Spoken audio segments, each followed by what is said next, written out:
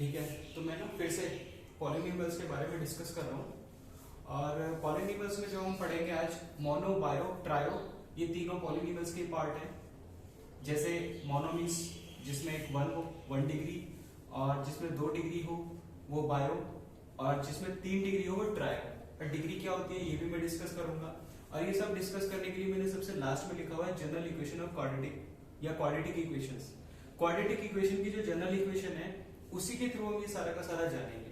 ठीक है, तो लास्ट में इसलिए लिखा है क्योंकि स्टार्टिंग में इसी से करूंगा और एंड में जब वेरिफिकेशन या वेरीफाई करूंगा सम ऑफ जीरोस और प्रोडक्ट ऑफ जीरोस वो इसी से किए जाएंगे जनरल क्वाड्रेटिक इक्वेशंस के थ्रू।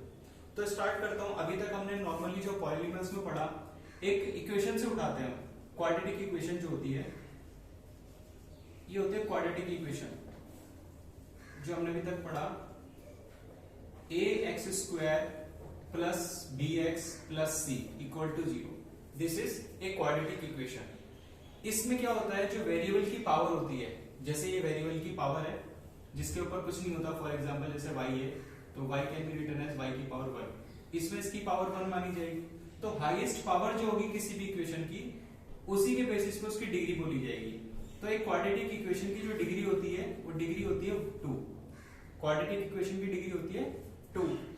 अब इस 2 डिग्री के बेसिस पे ही इस क्वाड्रेटिक इक्वेशन में हम ये कंफर्म कर सकते हैं कि अगर इसकी डिग्री 2 है तो इसमें आपको 2 सॉल्यूशन मिलेंगे। जरूरी नहीं है कि वो दोनों सॉल्यूशन डिफरेंट हो, कभी कभी सेम भी हो सकते हैं, बट इट इज श्योर कि 2 सॉल्यूशन मिलेंगे किसी क्वाड्रेटिक इक्वेशन में। ठीक है, अब बात करते हैं मोनो, बायो और ट्रायो की। मोनो मीन्स ये अपनी एक लैंग्वेज है। मोनो का मतलब होता है 1, बायो का मतलब होता है बाइनोमियल, इट मीन्स 2, और एक होता है ट्राइनोमियल्स। ट्राइनोमियल्स का मतलब हो गया 3। अब इसको पहचान कैसे की जाती है इक्वेशन में? अगर इक्वेशन में जनरली सिर्फ ऐसे लिखा है जैसे 2x या x², है ना, या y लिख दिया, दीज थिंग्स आर मोनोमियल्स।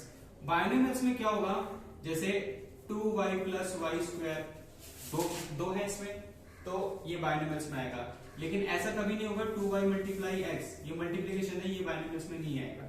ठीक है, इसके अलावा इसमें आ सकता है z³ प्लस 7, ये भी 2 है, तो ये बाइनोमियल्स में आएगा। ऐसे ट्रायो में 3 होंगे। ट्रायो में 3 के एग्जांपल के लिए आप कह सकते हैं जैसे x³ plus 2x plus 1, it is what, A trinomial. तो कंडीशन इसके हिसाब से हम कहेंगे इसको कि इसमें कितने प्लस या माइनस के हिसाब से इसमें कितने अलग अलग पार्ट है इसमें। ठीक है, तो ये है मोनोमियल, बाइनोमियल और ट्राइनोमियल। इसके बाद मैं डिस्कस करूंगा लीनियर, क्वाड और क्यूबिक का क्या मतलब है। लीनियर, क्वाड और क्यूबिक में डिफरेंस कैसे निकालते हैं? लीनियर, क्वाड और क्यूबिक में डिफरेंस के लिए आप क्या करोगे, जिसकी डिग्री 1 होगी, जैसे 2x प्लस y, वैसे ही क्या है, जो इक्वेशन में 2 वेरिएबल है उसकी मैंने एक इक्वेशन लिख दी है, लेकिन हम देखें तो इसमें डिग्री क्या है, दोनों की 1 है, तो ये एक लीनियर इक्वेशन कहलाएगी। ये एक लीनियर इक्वेशन कहलाएगी, चाहे इसमें 2 वेरिएबल हो, चाहे x इक्वल टू 7, ये दोनों की दोनों क्या है, लीनियर इक्वेशन है, जो मोनोमियल्स, जिसको हम मोनोमियल से कनेक्ट कर सकते हो। लेकिन क्या है, यहाँ पे 2 पार्ट है इसलिए मोनो नहीं कह सकते, ये मोनोमियल होगा अगर इसको अकेले बात करूंगा। ठीक है, दूसरी बात आती है क्वाड्रेटिक। क्वाड्रेटिक इक्वेशन जिसकी डिग्री हो जाए 2, डिग्री 2, जैसे x² माइनस 7 इक्वल टू 0 या x² minus 7x plus 8 equal to 0, मतलब डिग्री 2 होनी चाहिए बस। जैसे डिग्री 2 हुई वो क्वाड्रेटिक कहलाएगा। ये है हमारी क्वाड्रेटिक इक्वेशन।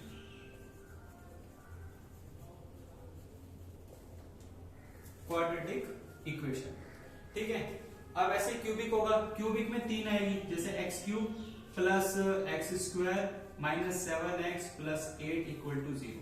ये जो है ये एक क्यूबिक इक्वेशन है, इसको बोलेंगे क्यूबिक इक्वेशन। ठीक है, तो ये डिफरेंस थे लीनियर, क्वाड और क्यूबिक इक्वेशंस के अंदर। अब नेक्स्ट है इसमें फैक्टर्स की बात। जो फैक्टर और जीरोस जो दिए हैं आपकी बुक में या जो आपका 10th में जो दिया है वो क्वाड्रेटिक इक्वेशन के बेसिस पे पूरा, तो उसमें जो है उसमें आपको देखने को मिलेंगे अल्फा और बीटा। वैसे गामा का भी डिस्कशन है लेकिन ज्यादातर क्वेश्चन अल्फा और बीटा पे है। इसके मैं बता देता हूं आपको। For example 2x² plus 7x minus 8 equal to 0। ये क्वाड्रेटिक इक्वेशन है। पहले हम इसको एक जनरल फॉर्म में लेके आएंगे। क्वाड्रेटिक इक्वेशन की जो जनरल फॉर्म होती है वो होती है ax² plus bx plus c equal to 0।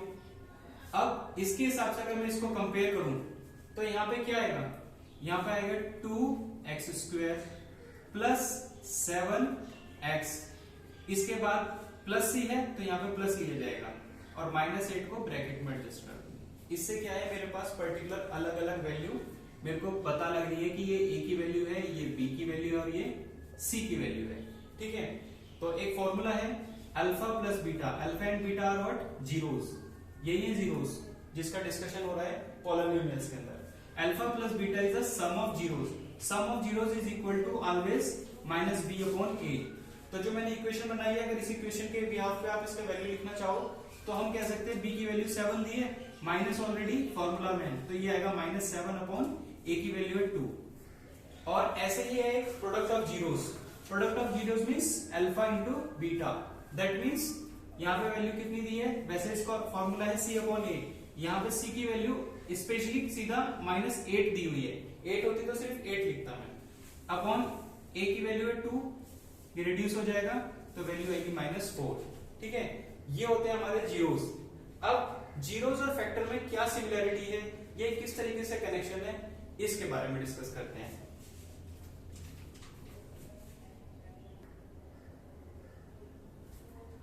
ठीक है, तो अब मैं डिस्कशन करता हूं फैक्टर और जीरोस में क्या सिमिलरिटी है, ये किस तरीके से आपस में कनेक्टेड है। अब बात करते हैं, ये आपके सामने क्वाड्रेटिक इक्वेशन है x² माइनस 5x प्लस 6। पहले तो इसका नॉर्मल अगर हम फैक्टराइजेशन के थ्रू अगर हम इसको डिवाइड करेंगे तो आपको पता है इसका क्या करते हैं हम, यहाँ पे 1 माना जाएगा, 1 मल्टीप्लाई 6, तो इसको फैक्टराइज करेंगे x² minus 2x minus 3x plus 6 equal to 0। ठीक है, तो 2 3 आर 6 और दोनों को ऐड करके माइनस 5 आ रहा है। x में कॉमन लेता हूँ, x माइनस 2, इधर minus 3, x minus 2 and then 0, दोनों में x माइनस 2 कॉमन है, x माइनस 2 और x minus 3 equal to 0। Finally जैसा कि आप जानते हो, अगर कोई नंबर है a multiply b equal to 0, तो आप क्या कह सकते हो, अगर a की वैल्यू 0 हुई तो b कुछ भी कर ले, ओवरऑल मल्टीप्लीकेशन 0 आएगा। ऐसे ही मान लो अगर b की वैल्यू 0 हुई और a की वैल्यू कुछ भी नॉन जीरो वैल्यू हो तो ओवरऑल 0 आएगा। इसी चीज के अकॉर्डिंग हम इसको क्या मान के चलते हैं कि these are a multiply b that equal to 0। तो either x minus 2 equal to 0 और x माइनस 3 इक्वल टू 0। इससे सॉल्यूशन आएगा x इक्वल टू माइनस का 2 इधर चला जाएगा, x इक्वल टू 2 और इधर माइनस 3 उधर जाएगा, x इक्वल टू 3। तो दीज आर व्हाट फैक्टर्स, ये फैक्टर्स एक्चुअल में फैक्टर्स हमारे ये हैं x माइनस 2 और ये जो x माइनस 3 है ये आए हमारे फैक्टर्स। लेकिन इस फैक्टराइजेशन से हमने x की वैल्यू निकाली, x2 और 3। ठीक है, यही जो वैल्यूज है ये हमारा जीरोस भी बनेगी। जीरोस इसलिए कहते हैं कि जो वैल्यू आती है हमारी, अगर इसको मैं इस इक्वेशन को बोल दूं px इसलिए क्योंकि जो वेरिएबल है x है, x की वैल्यू पुट करें। अगर इनमें से 2 को या 3 को, जो वैल्यू हमने सॉल्व करके निकाली है, अगर इसको इसमें डाल दो इक्वेशन में तो ये पूरी की पूरी वैल्यू को 0 बना देगा।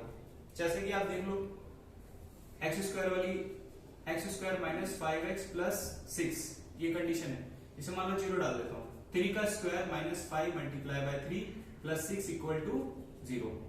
3 का square is 9 minus 5 3 are 15 plus 6 equal to 0। You very well know 9 plus 6 is 15, 15 minus 15 is equal to 0। ठीक है, यही प्रोसेस अगर आप 2 को यूज करोगे इसमें तो भी आएगा। तो इसीलिए जो फैक्टर्स निकालने के बाद जो उसके नेक्स्ट स्टेप में हम इक्वल टू 0 रख के जो वैल्यू निकालते हैं वही उसके क्या बनते हैं, जीरोस। इसलिए मैं आपसे कह रहा था कि फैक्टर्स और जीरोस में क्या रिलेशन है वो जरा हम जानते हैं। लोगों को क्या पता है कि उन्होंने ये सब सॉल्यूशन करना आता है, लेकिन कई बार वो ये सोचने लगते हैं कि फैक्टर्स और जीरोस में डिफरेंस है क्या एक्चुअल में। तो डिफरेंस वो यही है कि इक्वल टू 0 रख के जो वैल्यू आती है वो जीरोस होता है, और उससे पहले ये जो कंडीशन आई है a मल्टीप्लाई b वाले जो पैटर्न में, ये हमारे फैक्टर्स हैं। ठीक है, अब बात करते हैं सम ऑफ जीरोस की। मैं इसको एक बार रफ कर रहा हूं।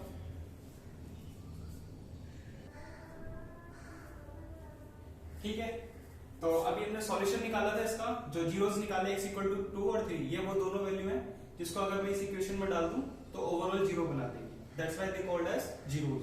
और जब मैंने इसको आगे सॉल्व किया था तो ये दो वैल्यू नहीं, ये फैक्टर्स निकल के आए थे। जैसे 8 है, 8 के फैक्टर्स क्या है, 2 मल्टीप्लाई 2 मल्टीप्लाई 2। 6 है, 6 can be written as 2 multiply 3। ऐसे ही इस इक्वेशन को हमने दो पार्ट्स में डिवाइड किया था, a multiply b, that means x minus 2 और x माइनस 3। अगर इनको मल्टीप्लाई करें तो यही आएगा। ठीक है, अब मैं बात कर रहा था कि इसका रिलेशन, जो ये तो मैंने बता दिया आपको फैक्टर्स और जीरोस में क्या रिलेशन है। अब आगे चलते हैं sum of zeros and product of zeros. Alpha plus beta हम ऑलरेडी डिस्कशन कर चुके हैं। ये जो वैल्यू से सॉल्व होके आती हैं, आप इनमें से किसी को एक को अल्फा मान लो और दूसरे को बीटा मान लो। तो अगर हम बात करें alpha plus beta is equal to what, alpha plus beta is equal to, जो हमने फॉर्मूले में पढ़ा है वो होता है माइनस बी अपॉन ए, और alpha beta is equal to C upon A. तो इक्वेशन जो हमारी क्वाड्रेटिक इक्वेशन है, क्वाड्रेटिक इक्वेशन के हिसाब से अगर हम देखें, माइनस बी की वैल्यू क्या है, ऑलरेडी -5 है, अपॉन ए की वैल्यू 1, मल्टीप्लिकेशन में कुछ नहीं तो 1 अंडरस्टूड है। और इधर अल्फा और बीटा का मतलब है कि 2 और 3, 2 प्लस 3, ये देखो 2 plus 3 is 5, minus into minus 5 आ गया, ये वेरीफाई किया। ऐसे अल्फा बीटा में आओ, 2 मल्टीप्लाई 3, अल्फा बीटा की वैल्यू डाल दी मैंने, और दूसरी तरफ c upon a means 6 upon 1, 2 multiply 3 6, 6 equal to 6। ये रिलेशन है कि जो सम ऑफ अल्फा बीटा और प्रोडक्ट ऑफ अल्फा बीटा जो आपका आता है, यही वो वैल्यू है जो माइनस बी अपॉन ए हम किसी क्वाड्रेटिक इक्वेशन में से निकाल के रख देते हैं। ठीक है, यही थी हमारी general equation of quadratic equation. जब तक आपको जनरल इक्वेशन के बारे में प्रॉपर नॉलेज नहीं होगी, आप इसमें से कुछ नहीं कर सकते। बस ये डिफरेंस है।